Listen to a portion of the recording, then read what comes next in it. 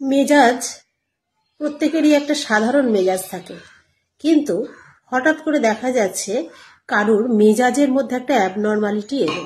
মানে কারুর হয়তো মেজাজ খুব তিরিক্ষে, খুব বিরক্তিকর মেজাজ, একটুতেই রেগে যাচ্ছেন, সহনশীলতা কোনো ক্ষমতাই নেই, আস্তে আস্তে সেই সহনশীলতা নষ্ট হয়ে যাচ্ছে, কেউ কিছু বললেই যেন তাকে কামড়ে দিতে যাচ্ছে, এই রকম একটা পরিস্থিতি।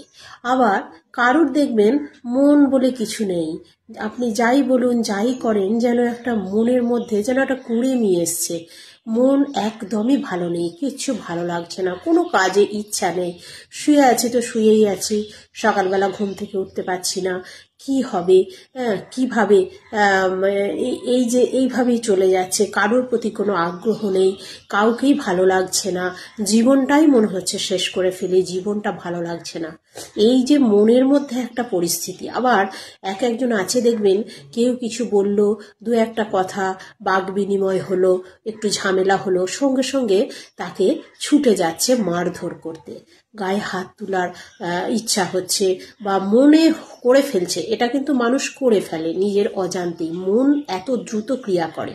তো বাচ্চারাও কিন্তু এটা করে, দেখবেন ছোট বাচ্চাদের মধ্যে, শিশুদের মধ্যে এটা দেখা দেয়, গ্রো করে আস্তে আস্তে, বড়দের মধ্যে তো দেখা যায়। তো এই জিনিসগুলো, এইগুলো যখন আসবে মনের মধ্যে, তখন একটু সচেতন হন।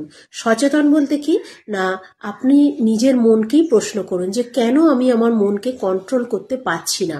তার জন্য মেডিটেশন করতে হবে, কোনো ব্যায়াম বলুন, বা এক জায়গায় স্থির হয়ে আধ ঘন্টা বসে থাকা, অন্যমনস্ক ভাব, কারোর সাথে কথা না বলা, চুপচাপ দরজা জানলা বন্ধ করে নিজেকে একটা ধৈর্যশীল করে গড়ে তোলা, বা কোনো একটা কথা, কোনো একটা আবৃত্তি, কোনো একটা কিছু, যে কোনো যেটা মনে হবে, তাহলে মনকে প্রশ্ন করুন।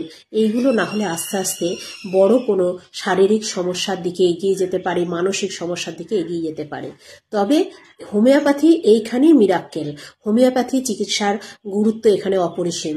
যদি আপনার হাতের কাছে ভালো কোনো কনসালটেন্ট হোমিওপ্যাথ থাকেন, বা কোনো হোমিওপ্যাথি ডাক্তার থেকে থাকেন, অবশ্যই আপনি তার সাথে যোগাযোগ করতে পারেন, এবং কনস্টিটিউশনাল মেডিসিন, অর্থাৎ আপনার যে খিটখিটে মেজাজ, আপনার যে রাতে ঘুম হচ্ছে না, 1 ঘন্টা ঘুম হয়ে ঘুমটা ভেঙে যাচ্ছে, উল্টো পাল্টা স্বপ্ন দেখছেন, কেউ মারা যাচ্ছে, কোনো মৃত ব্যক্তি আপনার সাথে এসে দেখা করছে, সাপ এসে কামড়াতে যাচ্ছে, ঠাকুর দেবতাকে দেখছেন, মাছের স্বপ্ন দেখছেন, মনে হচ্ছে ঘুমলেই যেন খাট থেকে পড়ে যাচ্ছেন, এই যে সমস্যাগুলো, এই সমস্যাগুলোকে গ্রো করতে দেবেন না।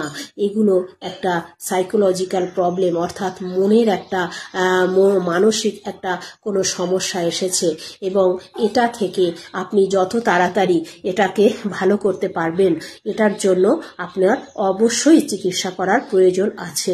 তা না হলে আস্তে আস্তে আপনি কোনো বড় শারীরিক বা মানসিক সমস্যার দিকে এগিয়ে যাবেন। আপনাকে এটা বুঝতে হবে যে সবাই তো শান্তভাবেই রয়েছে, কথাগুলো তো শান্তভাবেই বলা যায়, বা আমারও তো অন্যের মতো এক ঘুমে সকাল হতে পারে, কিন্তু কেন হচ্ছে না, স্বাভাবিকত্বটা কেন থাকছে না? নিশ্চয়ই আমি হয়তো বেশি কাজ করে ফেলছি, আমার ব্রেনকে, মাথাকে হয়তো শান্তি দিচ্ছি না, মনকে হয়তো শান্তি দিচ্ছি না, সমস্ত কাজ মনে হচ্ছে আমি নিজে করতে পারবো, অন্য কেউ পারবে না, কাউকে আমি, তার মানে আমার মধ্যে একটা বিশ্বাসের প্রবণতাটা আস্তে আস্তে আমি হারিয়ে ফেলছি, কাউকে বিশ্বাস করতে পারছি না। সবাইকে থ্যাংক ইউ, ধন্যবাদ। আশা করি হোমিওপ্যাথি চিকিৎসা নিলে এই সমস্যা থেকে আপনি খুব তাড়াতাড়ি সুস্থ হয়ে উঠতে পারবেন।